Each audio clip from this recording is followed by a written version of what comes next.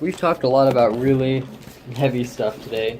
And really It's informative sad. and sad, but also there's some uplifting stuff in here. There's very uplifting things. I want everybody to know there's always hope, Let's talk and you're always loved. a little bit. I have some questions here. They're kind of related, but Okay. let's start with the first one. For somebody who's had so much happen in their life, when was the first time you realized that life wasn't fair?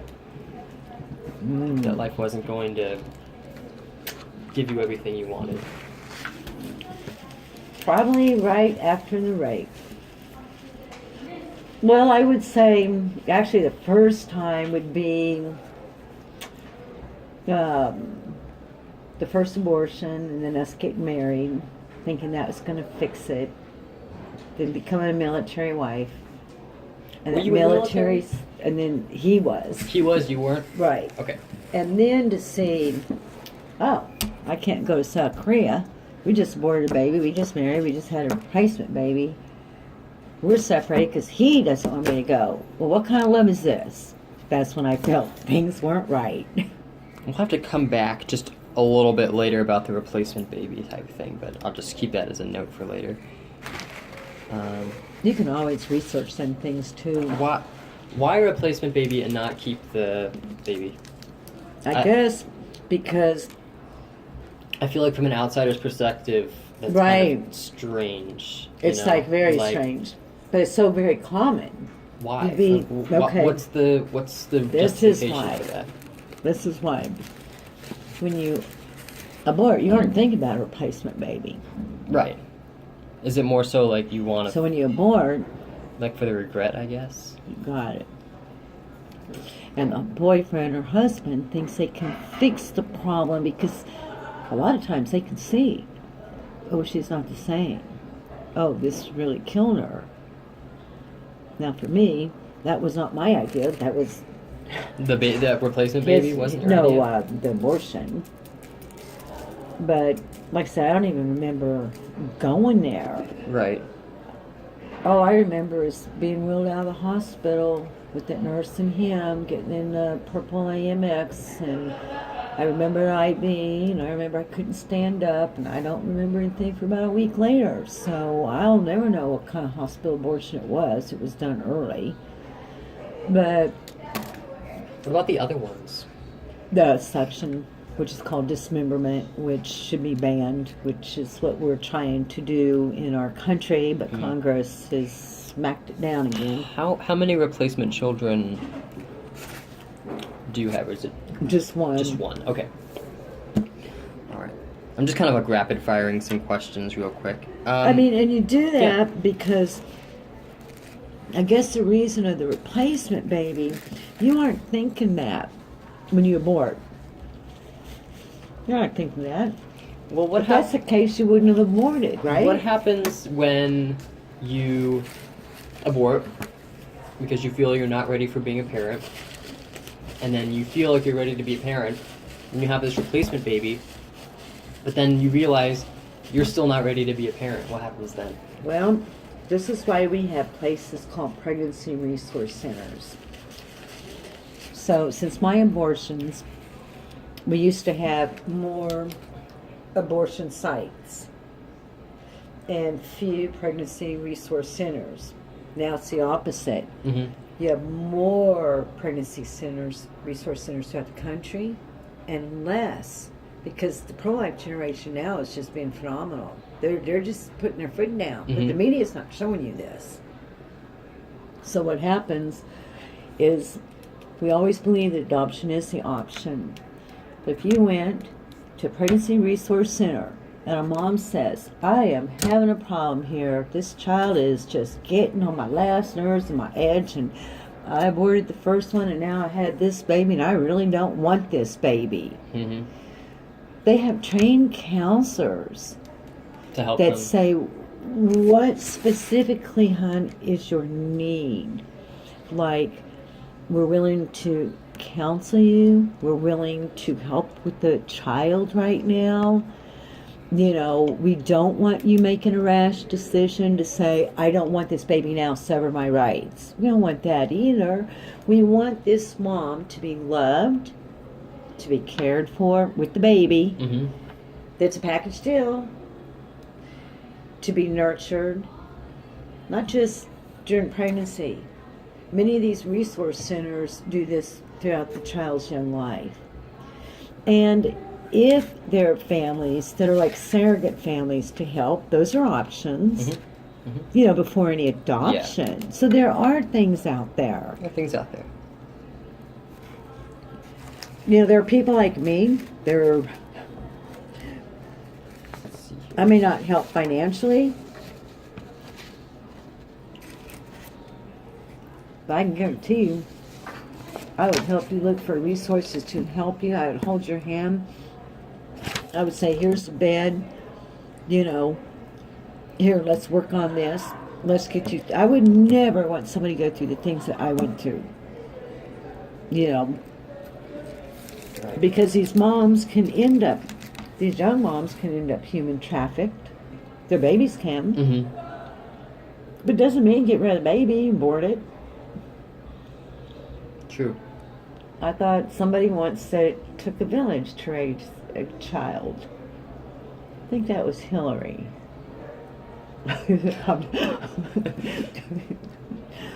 But you know where I stand on that issue. Let's go into just another rapid fire question. What's something that you're most proud of?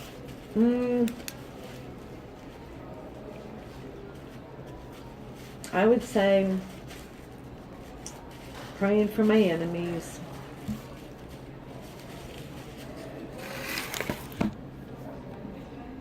My faith.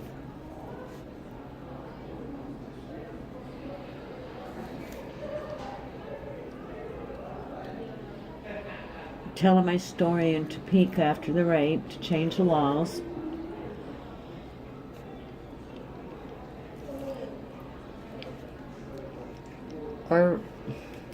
And smiling to the Lord that, smiling that I could have been... And maybe forgiving your enemies as well. Right.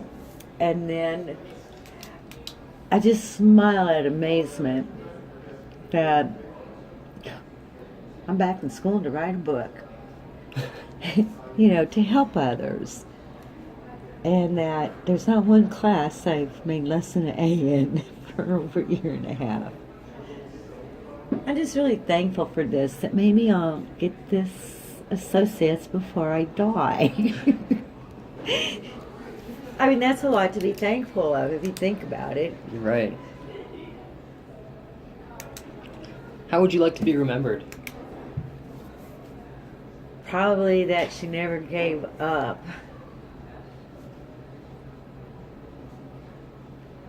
I like that. Non-quitter, you said. Yeah, right. The first interview. And, of course, always, I would like my legacy to be my belief system, is that she was on one real extreme side and recognized what she did. And now she was on the other extreme side and fought desperately for life, be it unborn babies or those who will be euthanized. We're getting to a point in the world that in Denmark and Scandinavian countries, you have euthanasia. In Canada, if you're Down syndrome, here, wherever we can just put you to sleep. And we have the morals and values of life. That's why we're so numb from these shootings, these school shootings. It's not the guns that kill. We'll have to talk about that a little bit. It's not the guns at all that kill. Was this 19-year-old, to my understanding, he was adopted. And he was adopted. Dad had died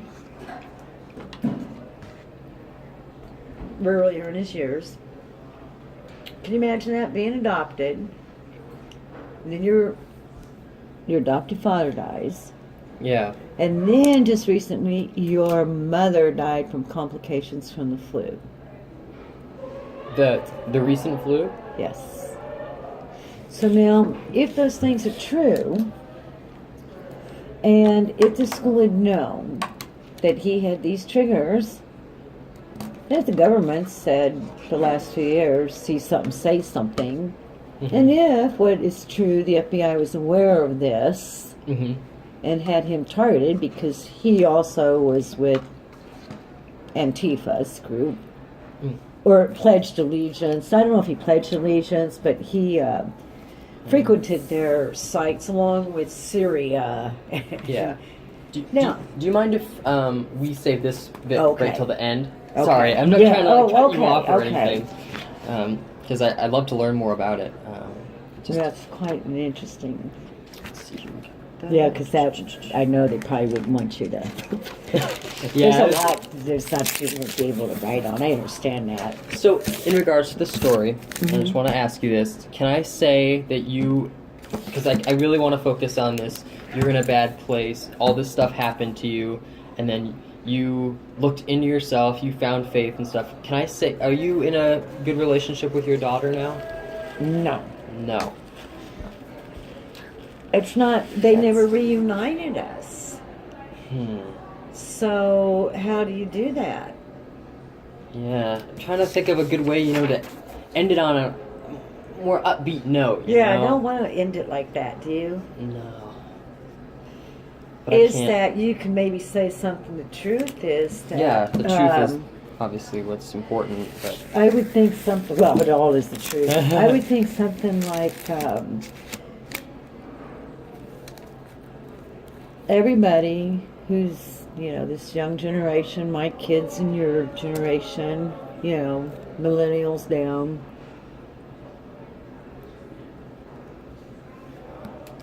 Will go through ups and downs in life. Mm-hmm. Be it if you're children and you're estranged, it's okay. You pray for them every day.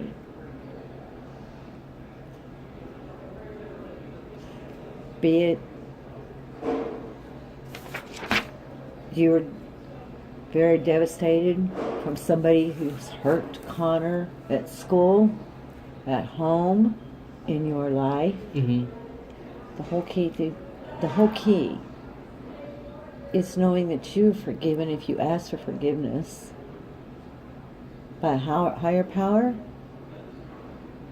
or by the person you want to be forgiven by. Mm-hmm. But once you have that forgiveness, it's like a whole gate of a nicer world is opened up. That world of empathy. And for a victim, it would be that world of compassion. I'm not saying we loving our enemy doesn't mean we ever have to see them. Loving our enemy means praying that they can be saved through a higher power. And so once you have that, it seems like everything else falls in peace. Like with my children, I love them dearly. But if they're going to be hateful to me in some regards, well, you did this, or you did that, or why did you put me in foster care? Well, to save your life. Well, fuck you, I hate you. Well, I'm sorry, I love you. I never want to see you again. Okay, so be it. When you're at peace, you can say, Lord, it hurts me a lot. You brought me a long way. I can't fix it. You can. All I'm saying is, bring and save their souls like you have me. Do you still talk to your daughter? No, because Is she doesn't know that I know she's had the baby. So it's very sad. Do you want to? If you had the opportunity? Yes, but then you throw in the older ones who are just, one in particular I told you about, Right, just right. very But just you and hateful. her. Oh, if it'd be just her and me, it'd be like, boy, that'd be a crying happy day. She might be angry, then she might just not, and I would just be like, nice, beautiful, sad, happy. It'd be, But it complicates things with the other kids there. yes, definitely. It would have to be, because they all have their, battles. And the baby, after the rape, he was adopted. And I understand he's in the military. Yeah. But I know the middle one that really hates me because of my stance. She said the adopted one hates me. Well, that's not for her to say. Do you see what I'm saying? Mm-hmm. And when she said that a couple years ago, it was like a knife. And then that's when I realized, no, I can't be in this relationship if she's going to always be like that. This is destruction to me. And I won't allow that with anybody. So much drama in your family. Was. So why would you do that? When they've moved on with their life, they're in their 20s, 30s. Why would you, if you've healed and they hate you or don't understand because they were young and brainwashed by their dads or whatever the case may be, then why would you open that can of worms so that you're going to go back and hate yourself or your ex or society? Your kids are all grown though, right? Right. These aren't like 19-year-old kids that, disrespect their mom. Is it still really difficult for... I mean, I live in a very, loving household and stuff, so it's gotta be something completely very painful. It's very painful. It's the one thing that can make me cry, really cry. It's very painful. Yeah. How can you imagine that? It feels like Christmas. Yeah. Very sad.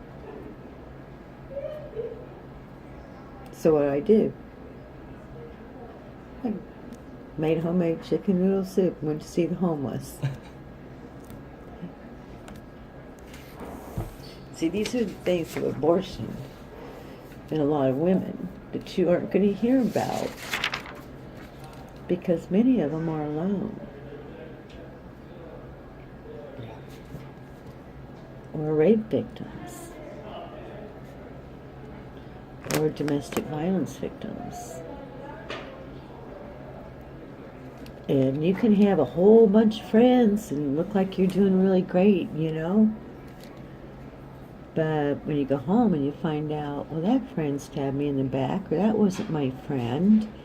And then you realize, well, I'm really alone. Think of these women and men like that today. Yeah. I see some very sad people here that are hurting and aching. Mm-hmm. But I can pick it up. I don't know if that's from the things I've been through or it's just like a sixth sense, Yeah. You definitely know something's hurting that person. So, yeah, it's lonely. And the one thing is that I have still feel it? I have wonderful friends that love me so much that have known me some have known me all my life. Yeah. That you would just... I have beautiful friends, married couples. Most of all my friends are married. Great families like yours. Do you still feel that, though? I guess, loneliness? Oh, well, you do when you're older, I think. I'm 61, so can you imagine, well, you blew away them good years. Yeah. You know what I'm saying? Yeah. And it is true, you reap what you sow. Mm. I mean, you gotta be real. It's just not all sugar coating. So if you think about that, threw away some really good guys. And, a lot of us women back then would be like, oh, the bad boy image. And I think that's still common today, which is about so stupid. So when you think of it in that way, and like I love my friends. Like I say, this one couple has like 40 acres and 10 kids, and they're all grown, and one's like 15 now, and you're like, that could have been me, Lord. I could have been the nurse, could have been the farm housewife. You know, I could have done this, Are that. you glad where you are today? Yes, I am. I'm poor, very poor. How has that affected your view on life? Well, I look at it this way. It allows me, poor is a monetary thing. That's just a money thing. That's just a what you have thing. I have lost so much that with what I have, it's nice as far as furniture and things like that. But rich, like poor, no matter how poor I am, I still like to give. So this is why I love making these homemade meals and driving up to the homeless camps. Yeah. Because I feel like I am still a valuable member in society. I am still a loving person. I'm still a kind person. I will stand and fight for my God, my beliefs, you know, in a peaceful way. Yeah. And I try to educate about kindness and respectfulness. But what about the people out there who I have a deep rapport with in the homeless camps that I literally make 40 to 60 meals every 4 to 6 weeks and take up to the homeless camps in Kansas City, Kansas, and Kansas City, Missouri? What about them? There's Robert, who's in the Kansas side. I picked him up on the Missouri side right before Christmas Eve. Didn't even have a tent. Really? Didn't even have a sleeping bag. It was under the roof. Those are the things that make me cry. It was under the Beardsley Bridge, under 12th Street. And then I go down to check on the homeless by Kemper, by Wendy's, and I had a rapport with these people. Yeah. And Cindy, she was stabbed to death. I never personally met her because her boyfriend got her off the street and got her an apartment. Well, in October, November, she was stabbed to death down there. Jeez. And then Kyle, he's still recovering from that stabbing, but he was one of the people I really liked too. And he was stabbed trying to save Cindy. Cindy died, Kyle didn't. So Floyd was like, oh, my girlfriend's dead, and Kyle could have stopped it. And, you know, here I'm like, mentoring Christmas Eve to Floyd. Cindy's dead. Kyle's back in the hospital recuperating from the stab wound. He did get a move in with his sister. Floyd's Catholic. He's about my age. Veteran. And I say, are you going to go to Christmas Mass? Or did you want to go to church? And he says, well, I am Catholic. I said, I thought so. I said, have you been to confession lately? And he's like, no. No. He said, I'd sure let it go. It was about 4 o'clock, 4:30. I said, all right, let's go. And he just looked at me. He was shocked. He said, what, you couldn't take me? You would take me to confession? I said, well, I'm not going to go in there and confess your sins, you know. I said, so Kyle made a joke. I knew he was in so much pain, losing his girlfriend he got off the streets, his best buddy he's angry with. I said, you need to confess that and get that hate and that anger off, because I can guarantee you Kyle did not do this. You know, I can guarantee you, knowing Kyle 10 years, that Kyle would have laid his life down for Cindy. So Floyd thought about it. We went up the road, got in the car, and drove up 12th Street Bridge, and 12th and Broadway is the Catholic Church Immaculate Conception, Catholic Church of the Kansas City, Missouri Diocese. Well, Mass was over. Okay, so I walked down in the rectory, and sure enough, there was a priest who did hear his confession. So the neat thing about that is that when we came back to drop him off, and he was going to go with me to help with the meals in the back. I had a few meals I'd made. Oh no, I know what it was. I'd made homemade cookies and homemade zucchini nut raisin bread. And I wrapped all the homemade cookies up and the brownies up, and I had enough for probably about 30 people for Christmas, Mm-hmm. you know. So we saw Robert walk, and I'm like, oh my God, that's that guy that I just saw under the bridge. Because Robert didn't even have a piece of cardboard to lay on Right. or sit on. So he says, he goes, who is that? And I said, yeah, that's the guy I just met. So he goes with me, and we talked to Robert. And I said, where are you going, Robert? And he says, well, I want to go on the Kansas side, you know. Okay. Floyd and I looked at each other. I said, well, I got a place that you can go. I know camp over there in Kansas. I can give you a ride over there. Okay. So we put him in my car, and I have 2 homeless guys with me. Christmas Eve. Yeah. And I go all the way over to not all the way over. It was only like, you know, over the bridges, 2 bridges. Oh, all the way over. Anyway, so I go over there, and I said, what about this area? So I'll walk up here. You boys sit right here in the car.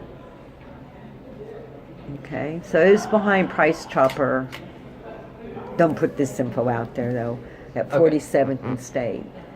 So I go around Price Chopper, and I said, you guys just sit in here, and I'll be right back. I'm going to walk up. It'll take me about 5-7 minutes one way, about 5-7 the other way, and I'll see if Keith can let you stay up here, Robert. So I go up there, and Keith has buildings. He's a Marine who's been there 19 years, going on 20 years.